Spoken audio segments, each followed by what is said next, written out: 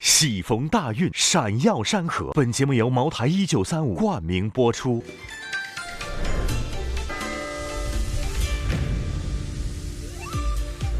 我们就自告奋勇当起了导游，给自己封为小队长。我们这一组呢叫想下班，我们叫不摸鱼。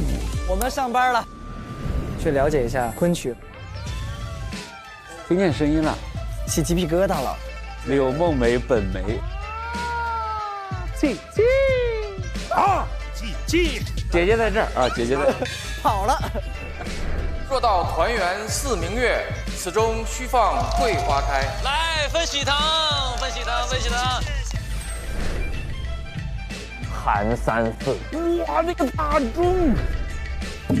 2025年身体健康，万事如意。来，学一两招昆曲。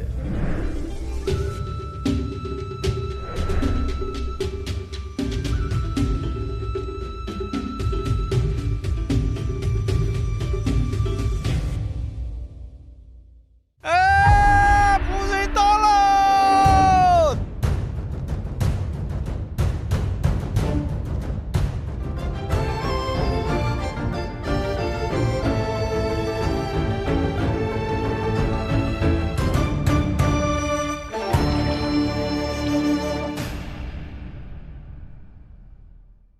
喜逢大运，闪耀山河。本节目由茅台1935冠名播出。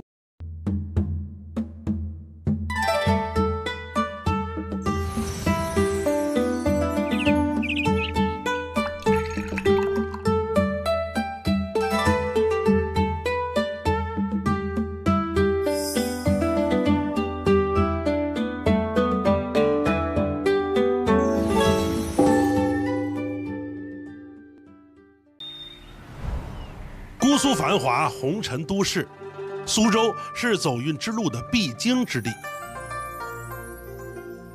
苏州建成的历史十分悠久，又因为大运河而成为江南的商业之都，富庶甲于天下。走运团的苏州之旅开始于一座精致却充满生活气息的园林——艺圃。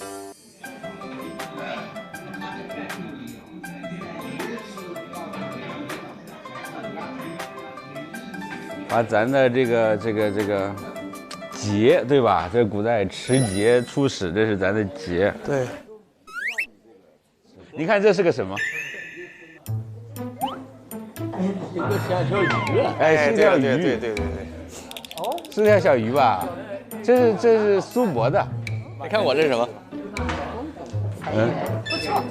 财源滚滚，小元宝。等一会儿我们还有别的人要来。所以我们俩是小领队，我们正在想，等一会儿他们来了，怎么给他们分组。我建议我们别去他那边了，因为我们江南四大才子。还真是，朱人加了2个，我觉得。唐伯虎、祝子山。哦，证明。我像谁啊？我像谁？他说你像祝枝山。啊不，我像唐伯虎，我要当唐伯虎。唐伯虎像胖的。胖唐伯虎哦，那我胖唐伯虎哦，他叫壮，不是胖，对，强壮。我是唐伯虎。那我们走路就应该是，哎，要找个抽香啊，抽香出来。严老板是这个吧？是这里。噔，哎呀，从这儿进来了。哎呀，我们江南四大才子来见你们。四大才子好。来，王老师，我是这边9分大人。哎呀，来，坐，大家请坐吧。坐。因为我们2个先来了，我们就自告奋勇当起了导游。哦，哎，那很好。哎，各位都是第一次来苏州吗？应该不是吧？应该不，苏州不会。对你肯定不是。苏州肯定不会有人第一回来吧？这么重要的历史，肯定不会吧？我是小时候学画画，那时候老画苏州园林，老画网师园、拙政园，那时候老也没来过。哦，就是老画拙政园，但是从来没来过拙政园。没来过，就10多年以后，然后来过。其实我过去最多的还是我们在上海、南京2头演出跑的时候，我确实是每回路过苏州来吃东西。就专门会从高座上下来。有几个原来做这个苏帮菜的小馆子，做那个酒醉的那个小河虾，包括松鼠桂鱼，包括苏州的这个各种带浇头这种面，哇，真的是绝对值得一吃，太值得一吃。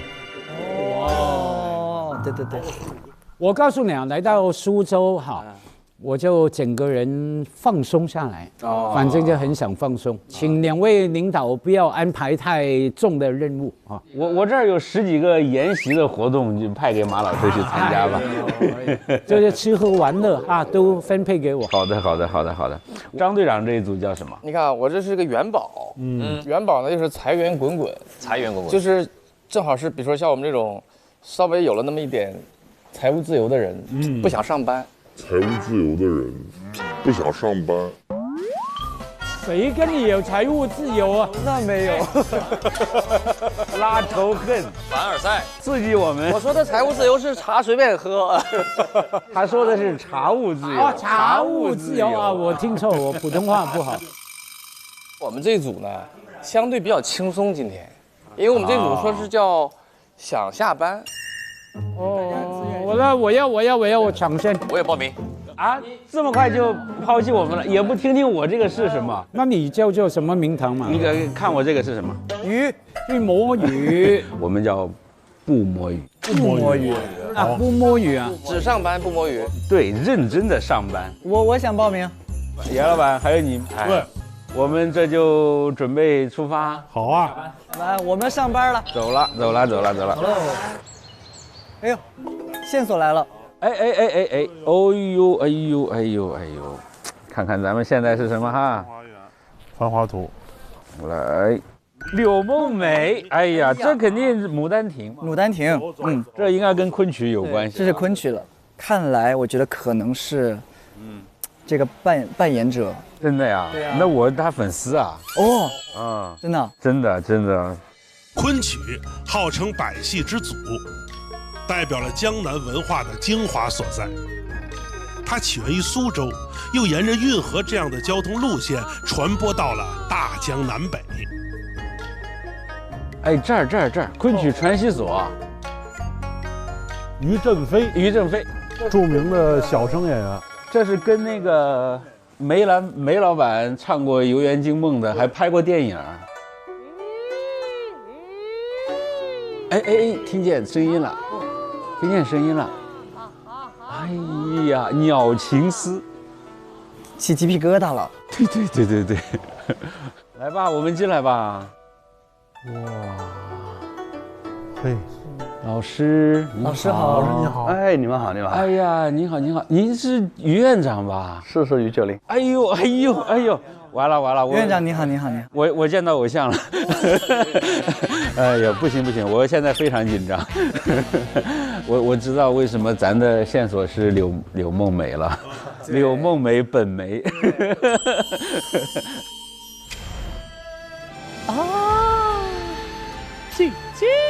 整个那个扮相，整个的那种气质，我很合乎谭彦祖的那个柳梦梅啊。哎呀，说起来，我一到看见于院长，我非常紧张，我现在话都说不圆了。我对《牡丹亭》有特殊的，但是大家对《牡丹亭》都有特殊感情。因为好些年前我到那个江西最南边，就大余县，那个大余县呢，就是《牡丹亭》故事的发生地啊，南安。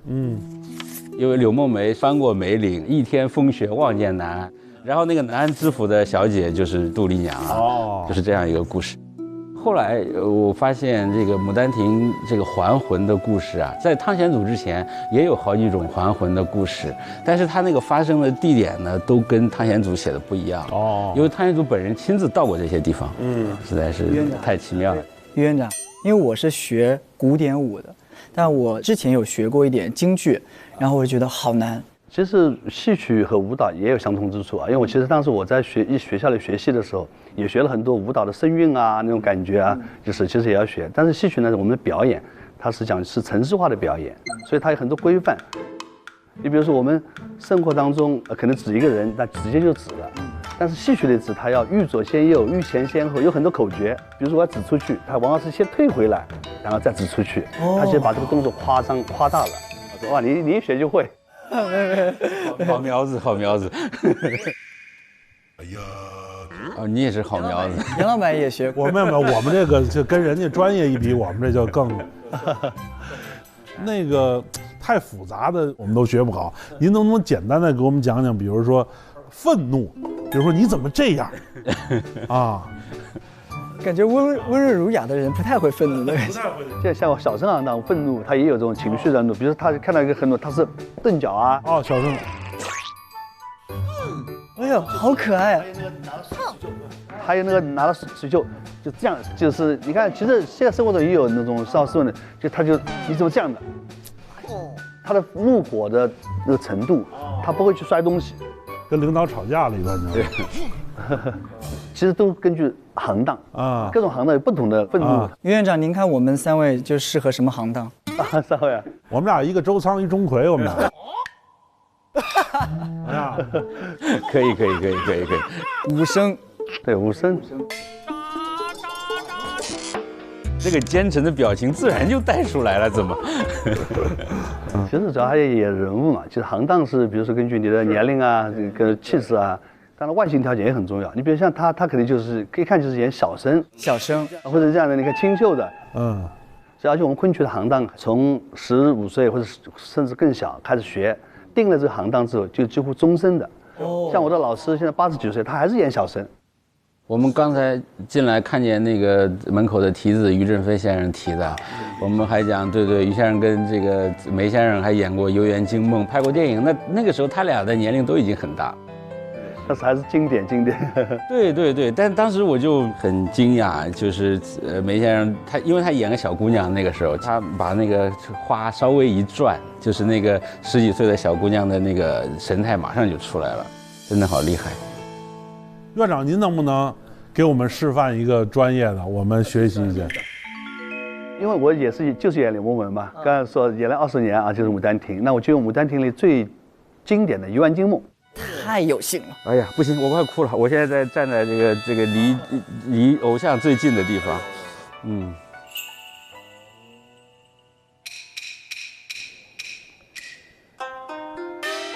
啊，姐姐，小生哪一去不寻达？你却在这里。恰好在花园内，只得垂柳观之。姐姐已经眼痛失绪，后不说是也虽，已上此留之。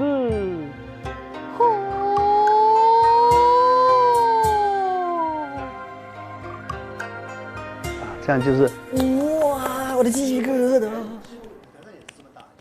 瘩。刘梦梅看到杜丽娘第一句话，她问是啊，姐姐，小生哪一处不寻到？就这句话，就是我到处都寻遍了。词儿我熟啊。对，我现在射在身上啊，这个手就是其实也是个3绑的用法，但我们3绑有5声3绑，有文声3绑，这就文声，它不能起这个走。这柳梦梅，她是书生，啊这样的。然后呢，我刚才说含胸这样的一个拎提臀，拎腰，对，后腿是微唇，前腿的你看后腿是微唇的啊，这是一个身上的。右手怎么动的？你看我哪一处不寻到？它有个翻腕子，然后是晃手，对，不寻到，对，它就是翻腕子翻得很好。这是身段场啊，声音我再说一下，他那啊姐姐就是有很多种叫法，比如说我看到一个啊姐姐，把人吓走了。你看他那声音是看到一个人，我很尊重他，你好，你看他就是很慎重啊，真的很尊重啊，他是很慎重的，很有准备的，所以我那个啊姐姐，那个啊是他慢慢像控制那个气一样的。剑放下来了，啊，姐姐，啊，姐姐，小生哪一去不寻大。笑声，笑声，哪一处？是那个处比较卷的，就去，哪一去？哪一次？就这一句啊，这一句够学了啊！这句够难的了，就等于你看了我一遍就能觉得是什么样子。然后不在你正前方，是你的右。你就拿她当姐姐。姐姐在这儿。对，姐姐在这儿，还远一点，还远。他姐姐站你这个位置上，他两位一起挡着自己呢。看你这样看他，对你挡着点，你挡着，别看啊！一看吓着你，一看笑场了啊！一看笑场了。啊，姐姐，笑声哪一去？不寻常。你这姐严肃点，人家跟你那什么呢？换一个姐姐来，这个姐换一个姐姐。不是，他不影响姐姐是人，不影响他发挥，人换一姐姐。别吓着你啊！是左手右手来的。对，左手拿柳枝，就拿个袖子挡着。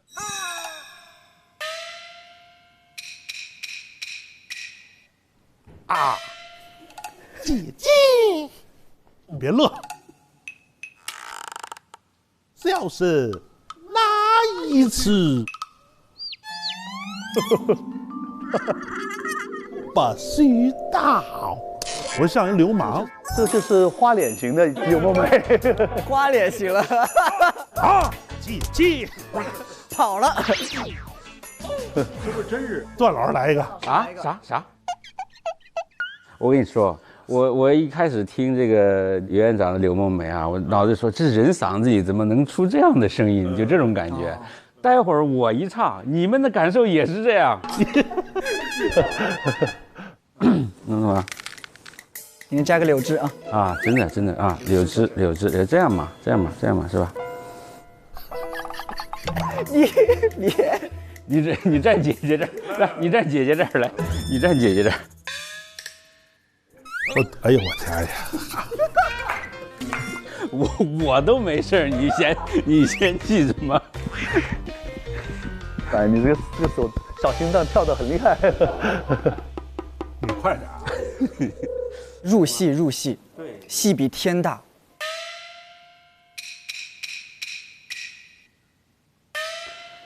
啊，姐姐。笑声哪一处？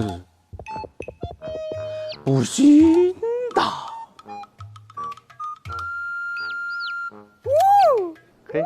可以完整了。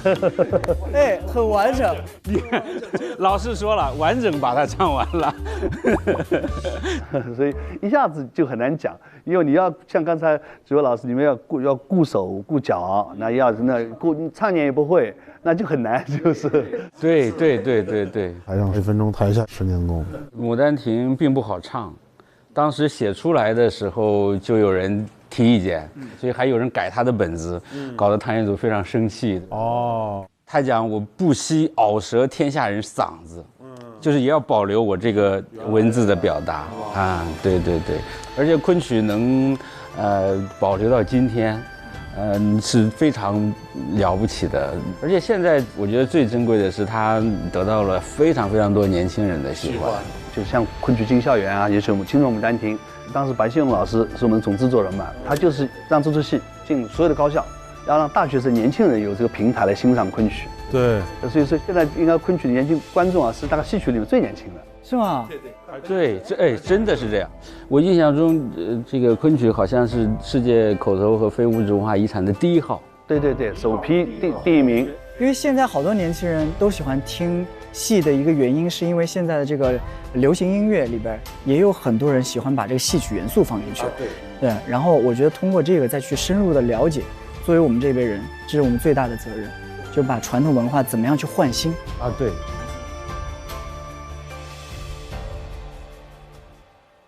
想下班就是逛嘛，我们要在艺圃先逛一逛，就是玩儿。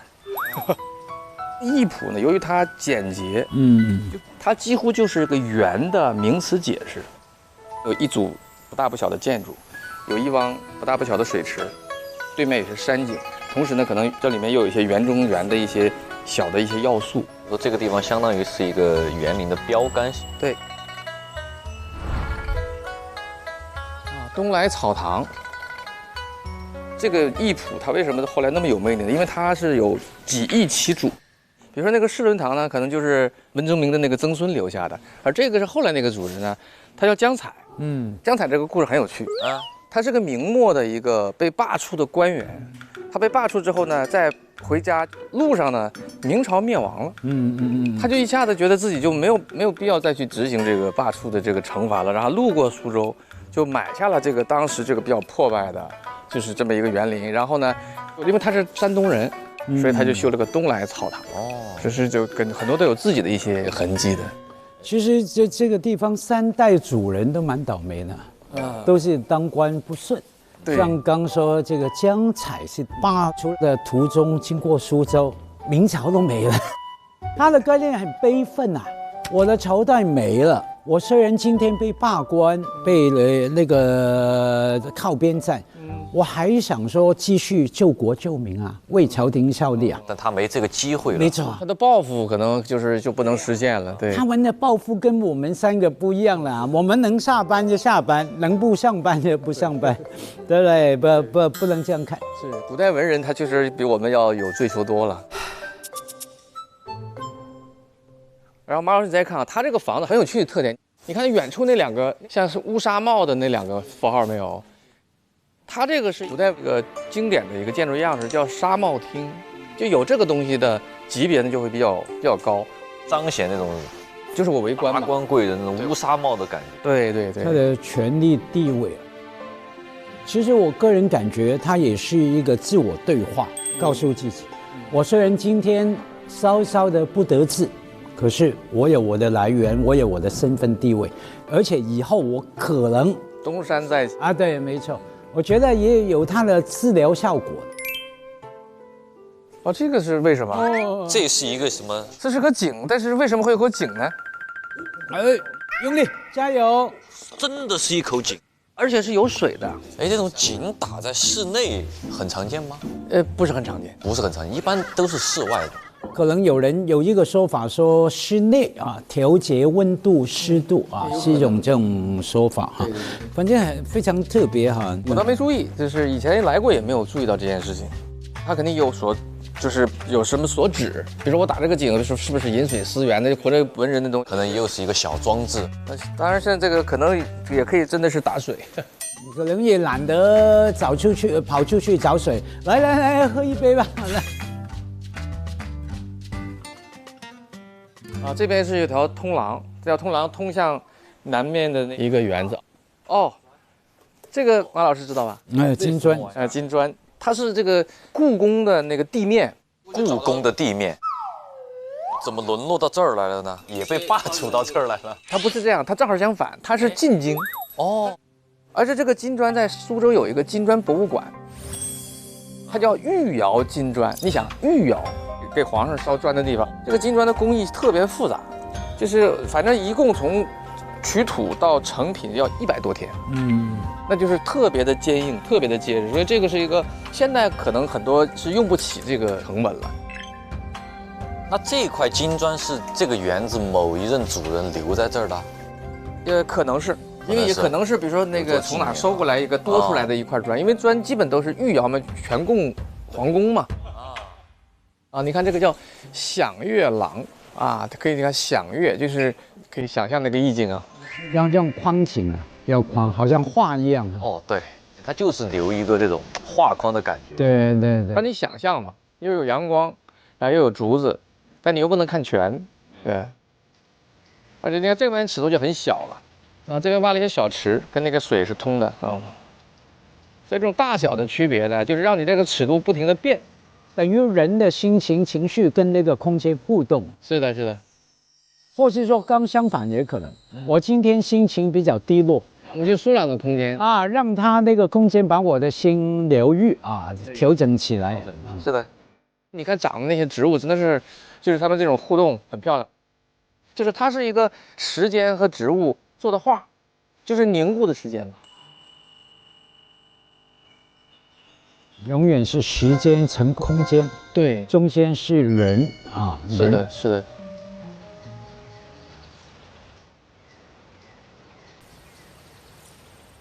又有一个任务啊！看，年轻人的糖他都磕。一般说到磕糖的话，一般都不是真正意义上的糖。你看他这个糖是打了引号的，会不会正是如糖一般甜蜜的爱情呢？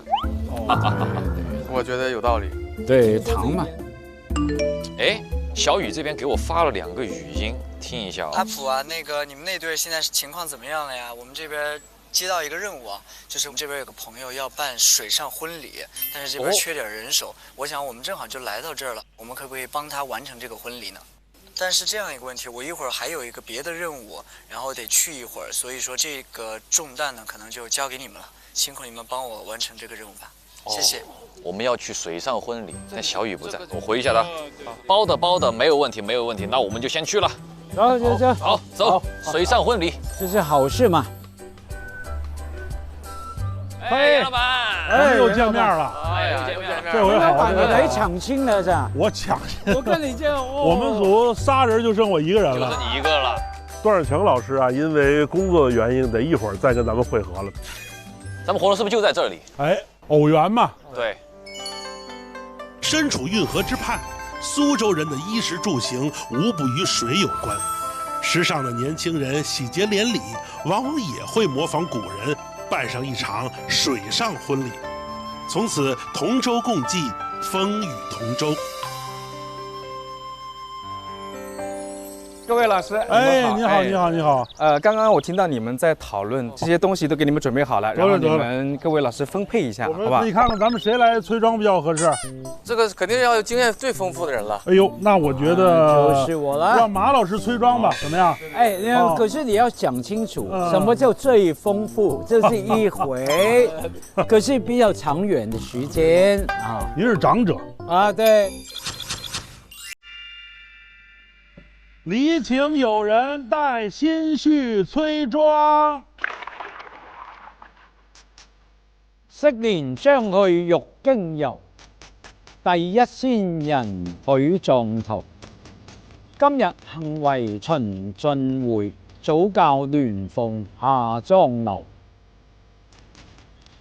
莫將華扇出圍來，遮掩春山至上裁。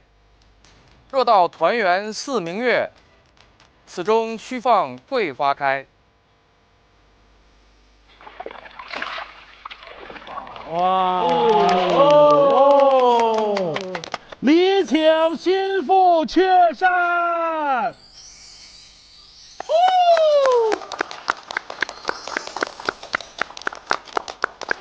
河船。礼请新妇登船，真好！恭喜！来！有请新人入华堂。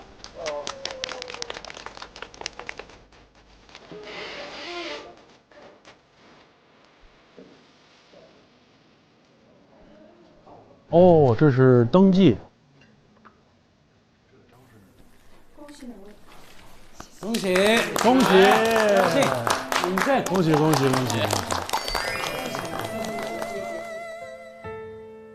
願餘生與興，朝朝又暮暮。同量天地寬，共度歲月長。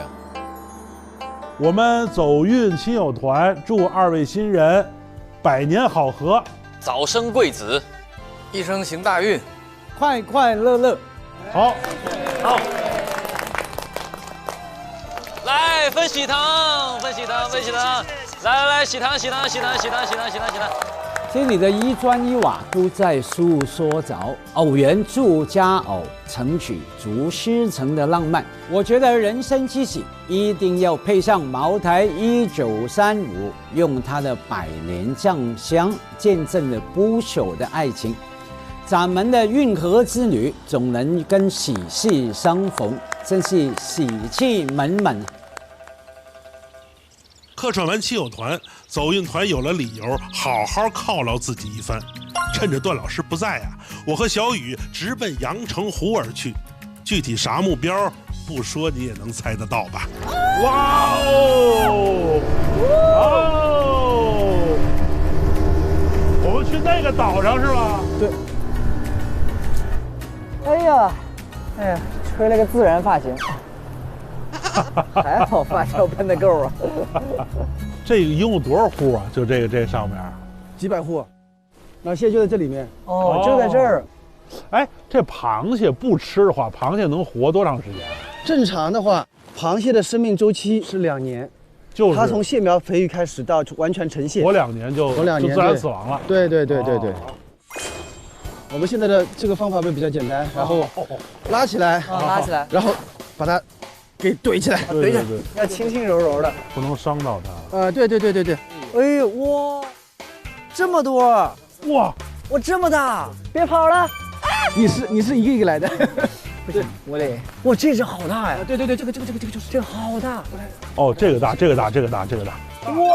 哇哦，这个够大哈。好，这个得有半斤哈。怎么能看出来就是长熟？它不在长。我们讲六月黄的时候，这一团鳍上面是没毛的。哦，现在它长全了，这个毛全长起来。哦，这就成熟了。对。好，我来一下。因为我真的被这蟹钳过，我天！哎，这个大。哎呦，好，再走你。哇，哎，很大，这个钳子好大呀！呦，不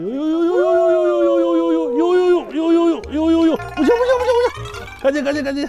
哎呦，不行，到了，到！哇！哦，成功！你像刚刚那个大镜，你们应该感觉到其实蛮累的了。是。如果是这里面是满篓子的，把它抓完是非常大的，就是腰力啊、腿力啊，对，腰受不了。因为万一风稍微再大一点，还要船要晃。这不能我下去直接拿手往上抄吗？好，那夹呀。那顺着你的这裤子就跑，就全上去了。这个下不去的。还真是吃蟹容易捕蟹难。哎，听说也不尽然，有个地方的螃蟹啊，就乖乖的很听话。正好段老师忙完归队，不摸鱼组啊，这就去偷摸的上那里摸螃蟹去喽。苏州博物馆文创小铺，文创小铺，我们到这儿来看看。这个店不一样哎，我们就是水产店。你们这是水产店？是的，您要不要体验一下？我们给您捞一下，现场就给您体验一下啊！我们帮您现场打捞我们的小螃蟹。对，好，别夹手啊。没事的，我有30年的捕蟹经验了。30年。对，您看一下，您想让哪一只小螃蟹跟您一起回家？哎，好嘞。好，这好可爱啊！是吧？太可爱了吧！它是我们根据苏州博物馆里面的这个金店唱题名片袋设计的一个灵感。这是我们苏博的小螃蟹上面才有的标志，写的是金店唱题，代表的寓意就是说前途无量，然后未来超有钱花。哎呦，给我手夹住了！钳子上还有这个绒毛。这才是真正的中华绒螯蟹，这绒啊！我要绿的。没问题，那我开始给你打包了啊。好嘞。咱们回去之后是想要跟它吃，还是跟它玩啊？先养着再吃。先养着可以呀。那养的时候记得带我们的小螃蟹多晒晒太阳哈。好嘞。绑好绳子之后，咱们上个秤啊。好嘞。来，给您看一下这个重量。怎么样？是不是不一样？是2两，将近2两。将近2两。我想学这个捆螃蟹的这个。可以啊，来跟我学习的话，我们这边可是有规则的哟。怎样？我们这是一个满意券啊，就是您要互动一下，然后给外面的小伙伴们表演一下。如果他们同意，就是觉得你表演的非常不错，他们就会给你这个满意券。好。然后你们需要在半小时的时间内获得30张这个券，可以吗？不用30分钟，5分钟。哎呦怎么做到？5分钟，就5分钟。好，就5分钟，30位是吧？来300位没问题。我对他有信心。好的，接下来的时间就交给你们。有人吗？有没有人？这肯定小雨站在门口。我们这个店马上就要开张了啊，咱们是限购的，好不好？好，先到先得，限量30个。好不好？错过这个村儿就没这个店了。你好，你要什么？小朋友你好，你要什么？公螃蟹。公螃蟹，好。这个怎么样？这个特别可爱，喜不喜欢？喜欢。喜欢啊！你要什么颜色的绳子呀？红色的绳子。好嘞，红色绳子意味着明年学习更棒，成绩更好。好嘞，咱们第一只大闸蟹好了。开不开心？谢谢，送给你。送给你。你要好好养它哦，它长大了会吃很多东西的。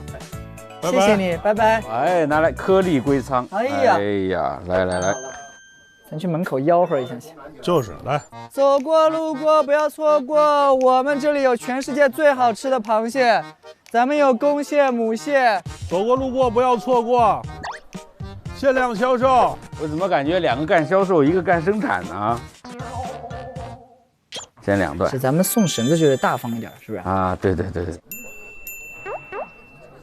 螃蟹英文怎么说呀 ？Crab。哦。Crab。Big crab。Hello。Crab。中国大闸 crab， 大闸 crab。How? Nice to meet you. Where are you from? Los Angeles. Los Angeles. 哦。哎 ，Welcome。给外国友人做一个。Okay. This. Okay. Do you like? How many are we taking? Female. We're taking 2. Yeah. You taking 2? Yes. Okay. This is couple. Yeah, this is couple. Okay. 东的意的。中意的。Okay. For you. Thank you. Have a good day. Thank you so much. Goodbye. Have a good day. Happy New Year. Merry Christmas. 快不多了啊，抓紧啊！要关门了啊，后边不要排队了，不行了。我要好，谢谢。螃蟹。我要1公1母。先把1公1母。哎呦，要那个。邂逅，欢迎您再来。咱们就是五花八绑。还有封条。哎呀，怎么样？可以。一人1张，2张。下次见。哎呀，我感觉我们快集成了。哇，你们的收获不错呀。还可以吗？怎么样？数一下，咱们核对一下。哇，你们有39张票。39张，超了9。哇，39张，可以了，超了9张。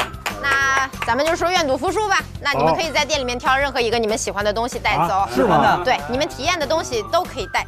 妮，挺好，那我也选好了。我拿个小宝剑，我还是拿这螃蟹吧，我拿这个好吗？可以呀，没问题。咱们的这个导航。好啊，这得拿着，这个得拿着。拜拜。拜。下班了。他们那一组肯定已经躺着了。对。前方据说是著名的寒山寺。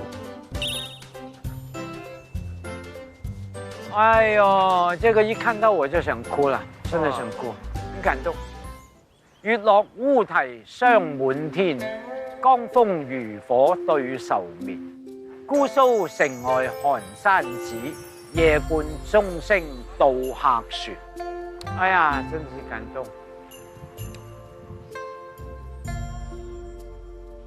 走，上枫桥，所以枫桥它就叫枫桥啊。对，它是运河边的一个著名的桥。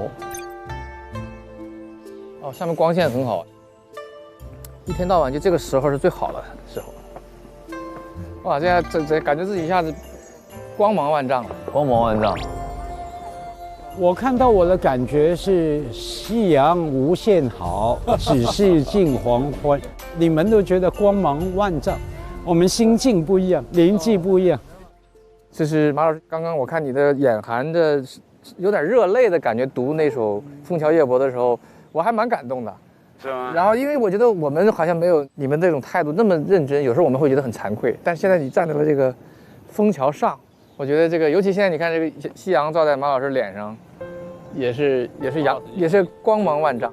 因为反正我学习学的诗也不多嘛，那有印象的更不多，所以有印象这一首深刻，来到这里就突然连接起来，连接的不仅是张继，不仅是那个年代，是连接我自己，好像仿佛看着中学的我，坐在教室里面，哎，老师在上面讲解，然后我在上面读到诗的感动啊，然后再一眨眼，现在是几十年后的我啊，那感受很深啊，眼前好像电影一样，过去几十年的啪啪的光影的，在我眼前浮现的，而且这种景观，哎呀。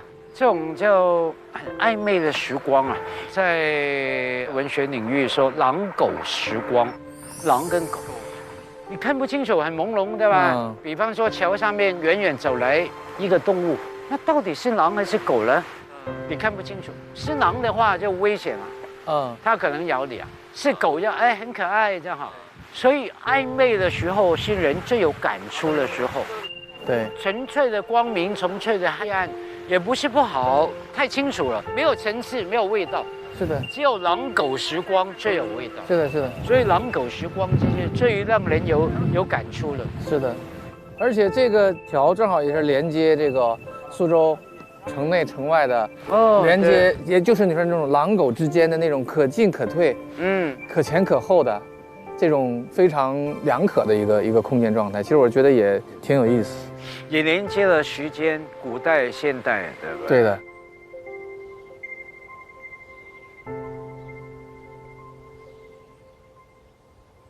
走，我们去寒山寺找张老师他们会合。寒山寺，哎，这个窦老师，你是不是累坏了？哎，你是不是累坏了？来斗个剑，来斗个剑，来斗个剑，又碰见了，来！我路上念叨你好几次。哎呀，窦老师那边怎么样了啊？我们肯定是相当的充实啊。听说你们要做苦工是吧？哎，我们从事了光荣的劳动。苦工是什么？苦工啊！苦工，确实连我手都抬不起来了。严老板，你什么时候才听得懂我的普通话？走走走。不，庄中天来。哇，这个大钟！哇，这个个儿真是这个久闻了。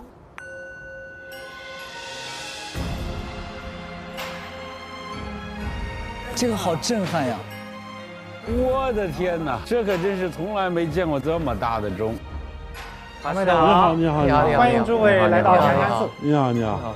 寒山寺啊，这个钟啊，它是重108吨啊，高8米，上面刻着69000多字的《妙法莲华经》，当时是从京杭大运河运过来的。所以说佛家里面经典里面所记载，人呐有108种比较大的烦恼。那么我们闻钟声，烦恼轻，智慧长，菩提增。我们让这个烦恼随着这个钟声的声音越传越远，直到消散。希望我们大家都吉祥如意。那么，请诸位来到这边啊，我们敲3声钟声。哦，我们也可以敲啊。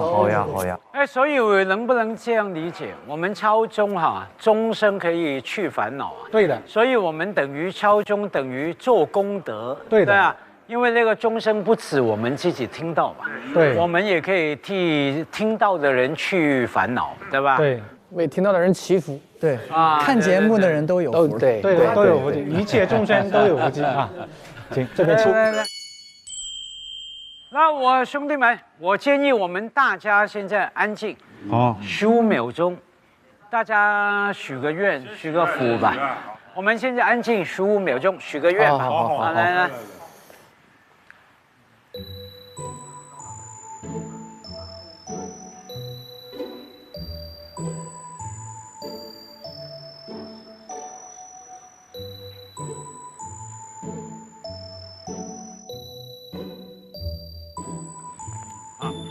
好，行，来，段老师来指挥。好，那咱们就往后面把它拉，然后呢，拉1、2，走。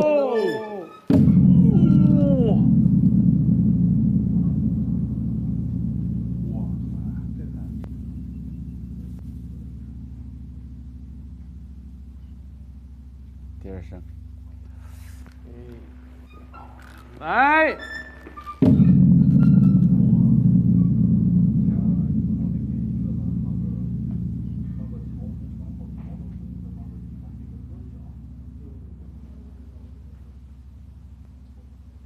好，哎，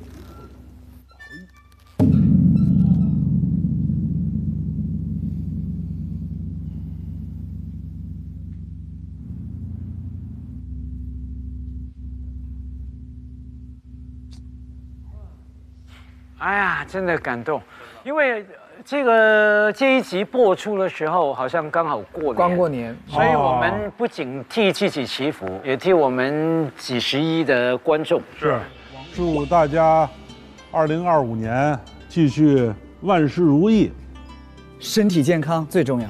好好好，心想事成，好，消除一切苦难，快乐自在，自在最重要啊！大家平安无事，祝大家开心。好，好，好，来。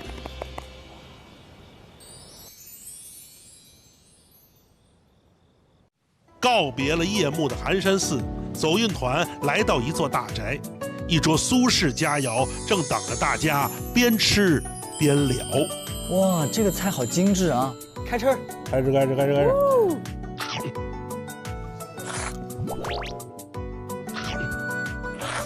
这个汤真鲜。对啊，这个里边是我没吃出来，好像是这个是那个叫百合，然后这个里面放了什么？蒸的比较糯，真好吃，真入味儿，真好吃这个。今儿咱这地儿好，这您没看出来，这是一个大宅子吗？对，这过去这是苏州一个老宅子，这是当年苏州最有名的一个状元叫潘石恩的府邸。哦，咱今儿在人家这大宅子里边，咱们走运团沾人福气啊。对，在苏州呢，状元不少。对，这个清朝有一个人呐，他在北京的时候一帮子同僚在这里聊天吹牛，大家都在凡尔赛，都在说我老家有啥，我老家有啥。他苏州人呢，一直不说话。别人说你们苏州总有特产嘛，他说没有，我们没有啊。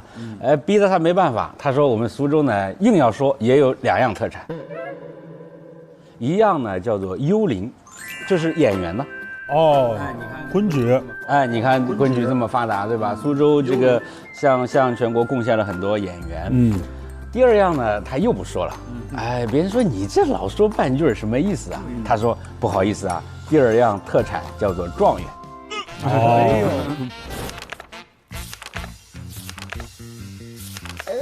别人打扰了，唐突了。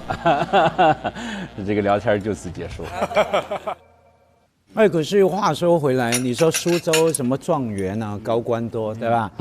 可是别忘记，苏州有一个种类也多，就是不得意的状元啊。他中了状元，或者说进士，什么当了官，后来就比较受到挫败了，所以就回来了，回来就盖园林，对不对？所以曾经以前有人说，苏州很多园林，严格来说都是牢骚林啊。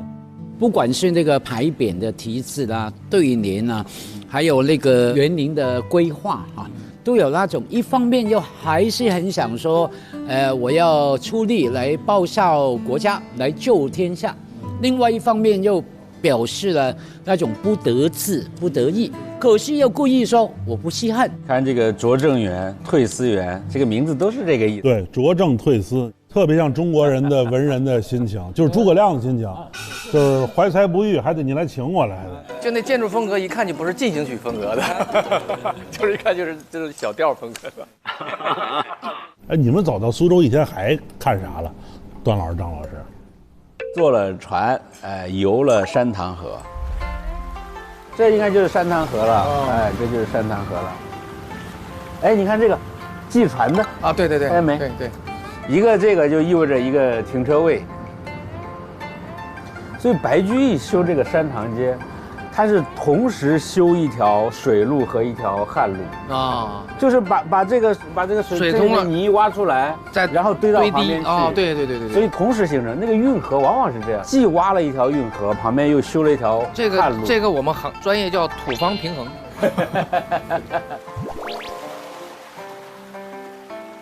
这山塘河就是连接它这个护城河和运河的水是吗？它呢以前本身就是运河的一段。就是老运河是这么走个护城河一个斜插。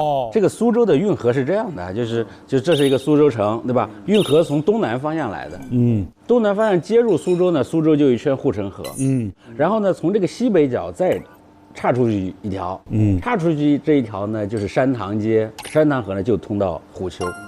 虎丘塔它其实有一个很重要的作用，就是运河上的地标。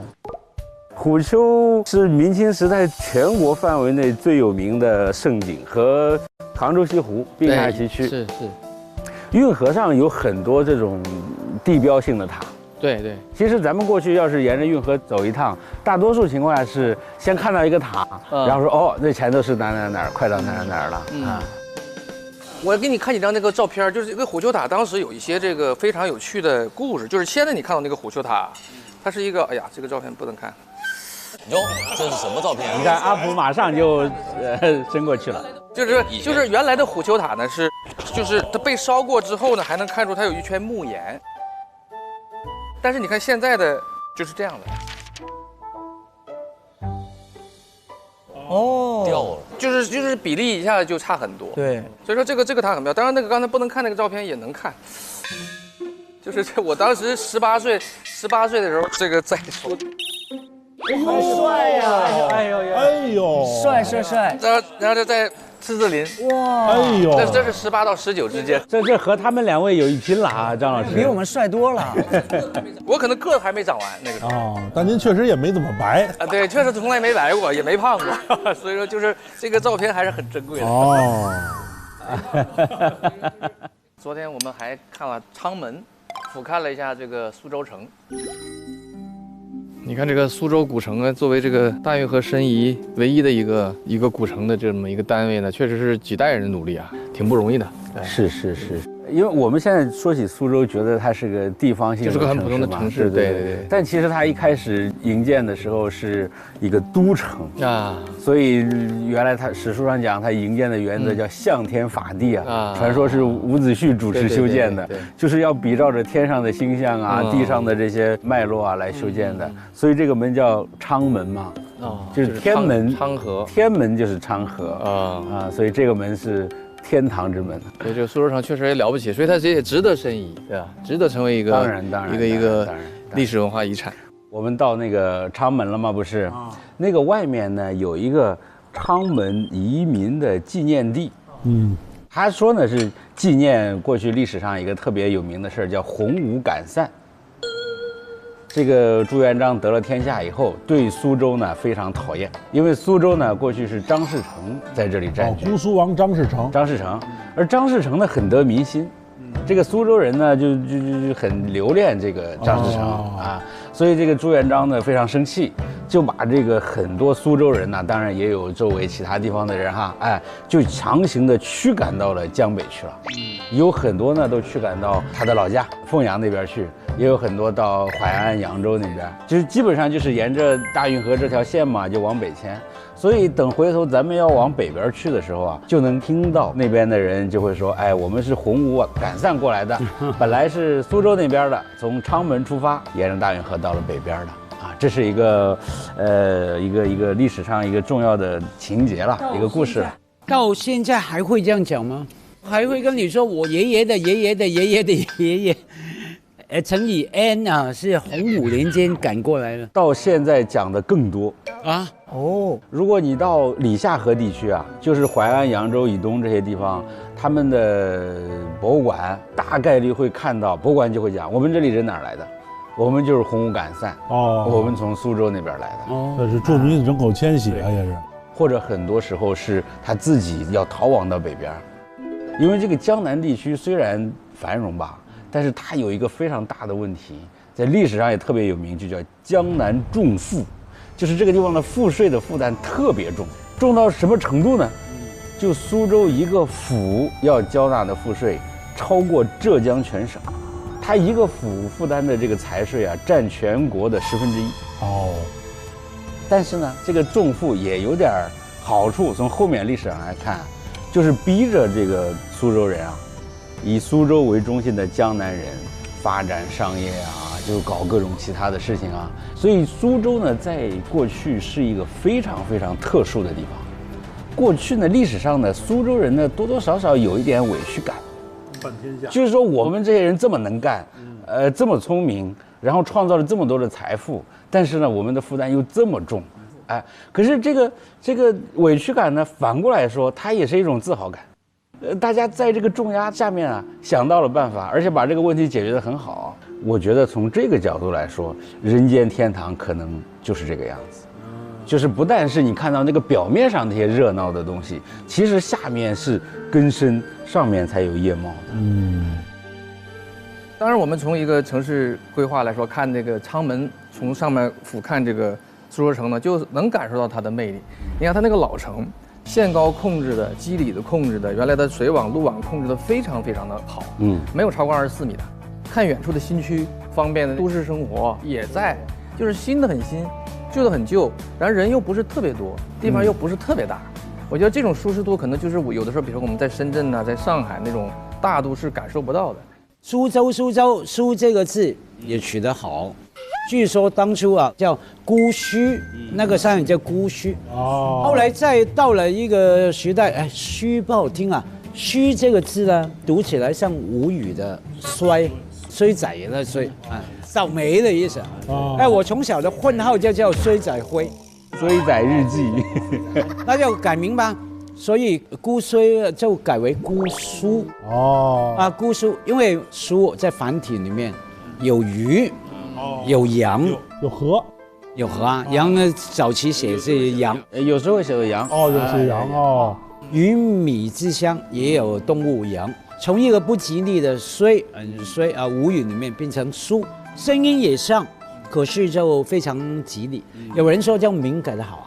一改了叫名，你看就火了。对呀，不管经济、文化艺术都是火起来的。当然有不同的说法，其实也是历史的好玩嘛。哎呀，你看你说好玩的说法嘛，我来给马老师配合一下。苏州历史的转折点呢是在宋代。北宋呢，苏州出了一个大人物叫范仲淹，对苏州呢意义非常重大。他呢发达了以后回到苏州，当地人呢就给他选了一片地方做宅子。这个宅子呢很好，因为这个地方风水好，你呢住在这儿，将来你们家后代就多出文人。范仲淹说：“那太好了，既然多出文人，我们就把它改成学校不就行了吗？”所以就在这里建立了苏州府学。苏州府学、苏州文庙就在这个地方。当时他把这个地址规划得非常大，别人说你为什么规划这么大地方？范仲淹讲：“这到将来啊，恐怕你们还会嫌小。”但是这是个传说了。但是这个传说，有意思在哪儿呢？其实他讲到这个苏州，不是一直以来就是今天这种吴侬软语的形象的。早期苏州是以刚强勇武著称的，几大刺客呀，苏州就占了俩，所以它是这样一种风俗。唐代啊，这苏州还有什么呢？5月初5端阳日，这个大家在街上相扑。这个之前做相扑之戏，哎，这摔跤啊，跟这个后来这苏州人的形象可以说完全不一样，完全不一样。所以归根结底还是苏州这里啊，这个比较发达。虽然这个词儿已经说俗了，但是恐怕在过去苏州在整条大运河上都算是最发达的地方之一了。今年 GDP 也是，今天也是全国数一数二。上有天堂，下有苏杭。对。那你们那个不摸鱼组，你们做了什么辛苦的事啊？哎呦，最辛苦的，小雨，没有吧？段老师今天很辛苦了吧？段老师真是挑战。对，从挑战来说，那是我姐。但是呢，我主要起个打旗儿的作用。你们干嘛？打旗是干什么？你们去唱 rap 的。我们先欣赏了各种苏州的非遗。对，我们先去的是评弹。严老板呢，还在经过练习之后，和评弹老师特别有名的评弹老师一起合作了一段。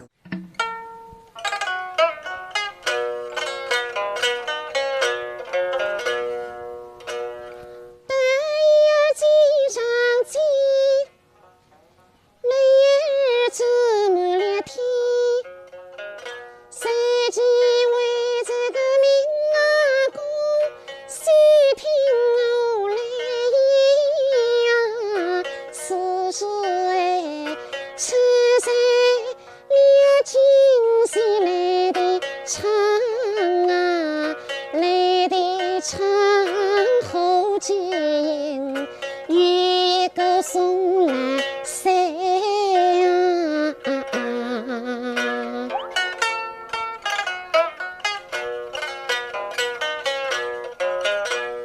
提起了宋老三，两口子老平川，一辈子无有儿，所剩下女儿婵娟呐，此女儿哎，年方26啊，娶了个乳名儿，姑娘叫大莲。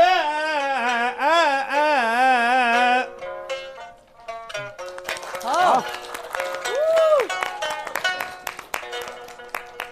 我第一回坐在那个高凳上，踩着那个，跟那个人家老师来。关键是什么呢？南北合璧的探清水河，特别好。哎呦，那我们不行了。你们怎么样啊？听完他们，我们有点惭愧。有点惭愧，有点太轻松了。对，确实，我们要今天做了什么？我们都是吃喝玩乐，基本上。寒山寺让你们进去有去，我们去那家咖啡馆叫做什么？18曼。他们肯定没去了，我们没有资格去咖啡馆呢。我们叫不摸鱼，我们上班摸鱼都不行，何况去咖啡馆？同情你们，真的太惭愧了。这种人啊，要说现在说很惭愧，当时我们高兴的要死。小普还说：“你看那3个倒霉鬼，现在一定很累，累死他们，活该。”他就跟那个说苏州的特产是状元的那个人一样，对，专门拉仇恨。哎，话说回来，你在庙里面坐在那边喝一杯咖啡，顿悟啊，悟道啊。就是咖啡因是在咖啡果里提炼出来的，因和果。哦，以后喝咖啡都得想着这个。所以因果正好在庙里，然后我就借题发挥了一句，我说我们年轻人在愉快地讨论着咖啡豆的各种苦的时候，不妨也愉快地讨论着生活的各种苦。真的有那么苦吗？特别2位年轻人哈，一般所谓的苦是什么？找工作的压力，还是什么样的苦？都有了。我觉得其实就是上大学的时候，很多同学谈恋爱嘛。当时大家谈恋爱的时候，就觉得哇，一毕业的话，感觉又要各奔东西的一样，因为大家的未来啊，好像都不是很确定。但是我爸爸妈妈当时他们就是在大学里面认识的，我就问爸爸，我说，当时你怎么有这个魄力？毕业没有多少年就跟我妈妈就结婚了，然后一起成家立业了。他说当时其实很简单很纯粹，他们就觉得2个人在一起没有什么问题解决不了的，大家一起努力嘛。但是现在的年轻人，你要说大学毕业之后要马上成家立业，这种就业压力、生活压力，所以很多时候父母是不能第一时间理解孩子们的这种压力的，因为时代不一样。对。面对的处境不一样的。对。然后刘宇呢，觉得这一代年轻人面对什么样的处境啊？我觉得从我自身来说，我可能比较特殊，因为我是一个特别能够在痛苦中获得快乐的人。我从小因为学舞蹈的原因，我会参加很多的比赛。那这个比赛可能会在这个班级里面只挑1个人来参赛。我说，既然我都来这儿决定学舞蹈了，我一定要当这个人。我就努力的去学，然后每天就基本上就很孤独的，就大家都不和你一起，你要自己的去加课练习。早上5点半起来，自己去到教室，身上绑着几十斤的沙袋啊，一直练，一直练，练到同学来上课，一整天课结束之后，我自己在家练。然后我记得有一次最深刻的是我平板支撑了，身上带着20斤吧，脖子上腰上全是沙袋，就在那耗着，旁边同学和我一起耗到7分钟不行了，然后我说不能坚持，那你就肯定赢不了这个比赛，我就开始抓头发，最后耗了整整14分钟。抓头发的作用是什么？转移一下注意力吧，就是很痛苦，但是我想赢。一下来地下一滩水和一堆头发，我已经分不清那个是汗水还是泪水了。但是当时当我把那个沙袋解掉的时候，我打了一个我们舞蹈学名里面的双飞燕，就是2个腿这样起来。我和同学一起跳的时候，同学起跳在这儿，我在这儿，力量就不一样了。就这一下，我就感觉这点痛苦一点都不算什么。从那一刻，我开始觉得痛苦给我带来的正向反馈是非常让我受益的。然后我就一直坚持下去，把这个习惯保留到了现在。其实，那到底有没有做了第1名呢？有啊有啊，我是全校第1啊，安徽第1啊这种。哎呦，武状元，你是安徽省的武状元。对对对。哎，马老师，但是像小雨刚才说的，他其实作为一个艺术创作者来讲，他会把他的这种痛苦化作艺术创作的动力。你是不是也有这种感觉？我反而更退一步哈。我们今天也聊到哈，在我心中的所谓苦啊，是佛家都说的苦，是本质性的，生老病死、爱别离、求不得、怨生会啊，五阴炽盛啊，那种很本质的。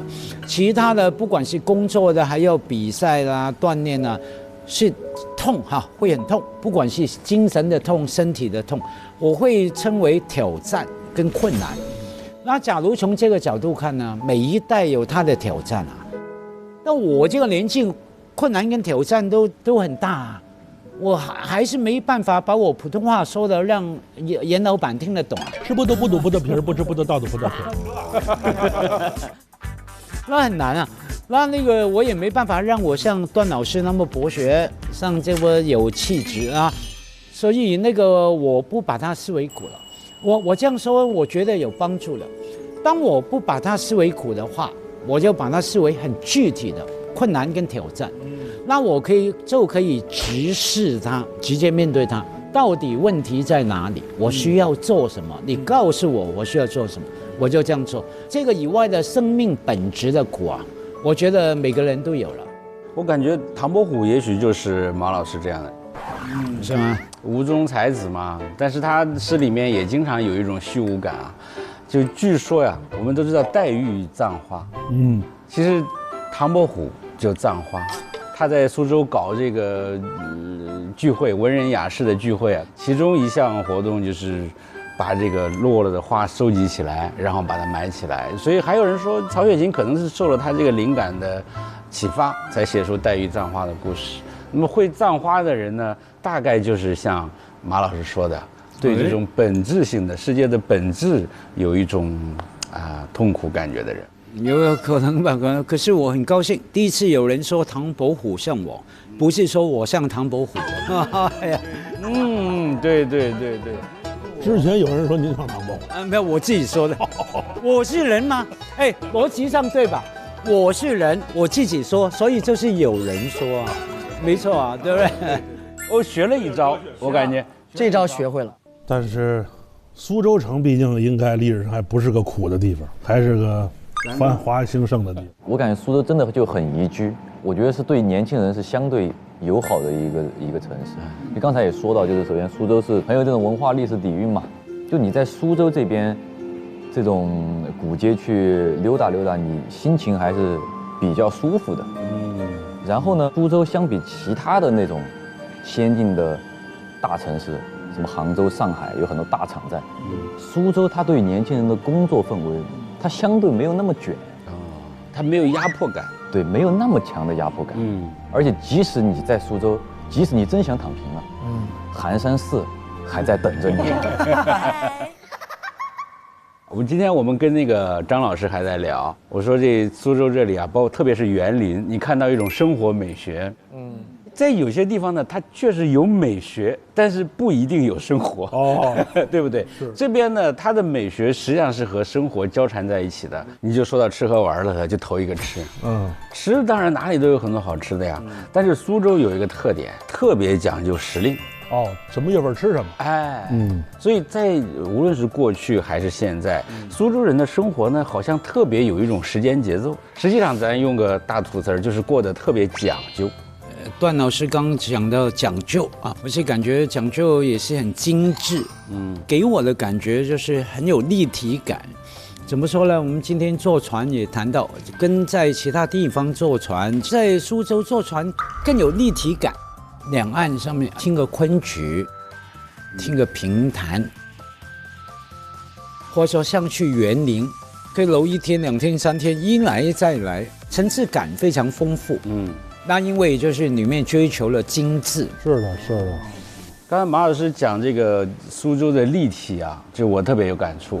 其实您说的是城市的丰富性嘛，好像什么都有这里。我也老是在想，就是你看城市也有那么多，为什么苏州这么丰富呢？它的丰富性来自哪儿呢？大运河沿线的城市多了，凭什么苏州这么特别？是。后来我看到这个地图啊，这个苏州呢，其实是位于江南水网地区的中心，它周围的地形全是经纬交错的这些水路。这些水路有什么作用呢？它通过这个交通方式，把一个一个的，比方说县城、市镇、村庄跟这个中心城市连起来。所以创造苏州文化的不只是苏州城，还有苏州外面的整个广大的这一大片江南地区。你说昆曲是苏州的，但是其实一开始也不是苏州城里的人创造的，它叫昆曲是人家昆山那边先兴起的呀。还有很多物质上面的做酒的做衣服的、采粮食的、种棉花的、织布的所有的这些各种各样的各行各业，它其实有一个很大的区域在的。然后连接这个区域的就是水网，水网的主干就是运河。所以苏州呢，确确实实是因运河成为这么重要的城市，但是呢，不是那个单个的一个运河的河道，是运河连着周围的这些水网。是。其实苏州还真是很有意思，因为这个地方呢是水乡，但是洪涝灾害很少。有人甚至讲，它最近700多年没有大的这个洪涝灾害了。你看它南边就是太湖那么大一片水，北边不远又是长江，然后离大海又这么近，这个也是一个很有意思的哈。太湖起到了很大的作用。太湖起到很大的作用。整个江南水利的核心问题是怎么样把太湖的水排到海里面去。其实大家都在修这些什么苏州河呀、吴淞江啊，都是为这个目的修出来的。这个就很重要了，对于它文化的累积。当你地方稳定的时候，我愿意经营它，把它投注你的心力，然后也有认同感，这样互相的嘛。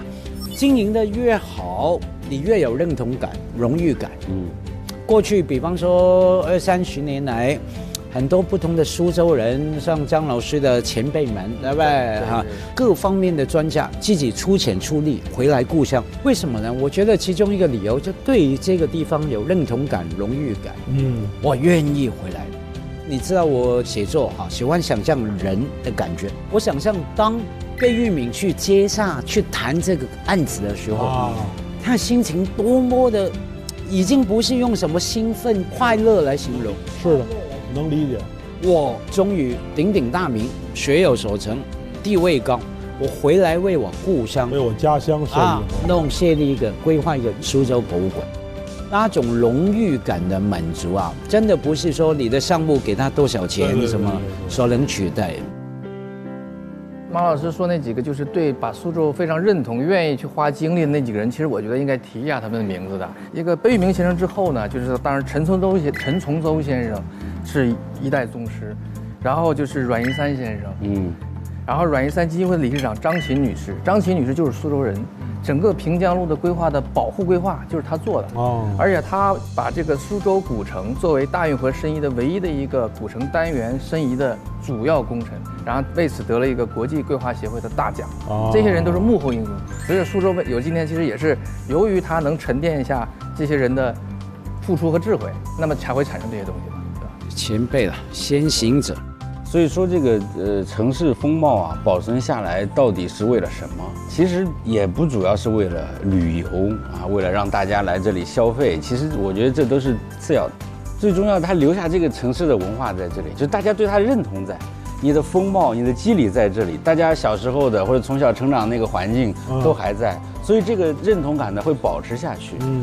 只有保持很长时间的认同感，才能培育出那种荣誉感出来。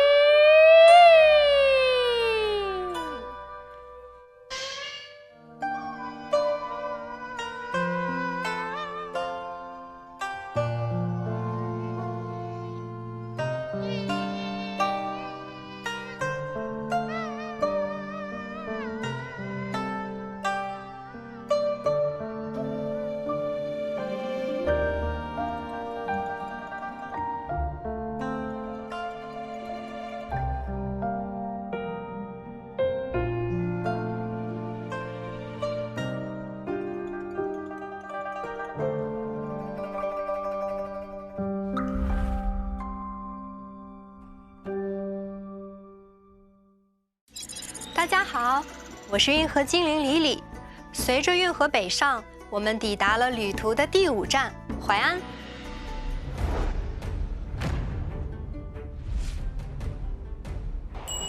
哎，来了他们，嗨，早上好。今儿咱可能得分成2组了。我们这个吃的好团队呢，我们就南传。早上好，有早餐的是吧？这个就是甲鱼包，蟹黄汤包也来了。哎呦，好嘞！所以还是要吃得好。是。我要吃得饱。我终于吃到了一点那种油水了。哎呀，这红色湖也是看不到边呐，像大海一样。大海一样。这个弯弯曲曲的这个形状，也是为了减少这个冲击力，是吗？每一个弯体就是一个溃堤的遗迹，它溃堤了之后冲成了大水塘，就是形成了一道一道弯。它有些弯体的修筑都付出了生命的代价。那个红色湖大地全是这样的。每一个弯，从考古学的意义上，你就可以认为它代表了一次决决堤。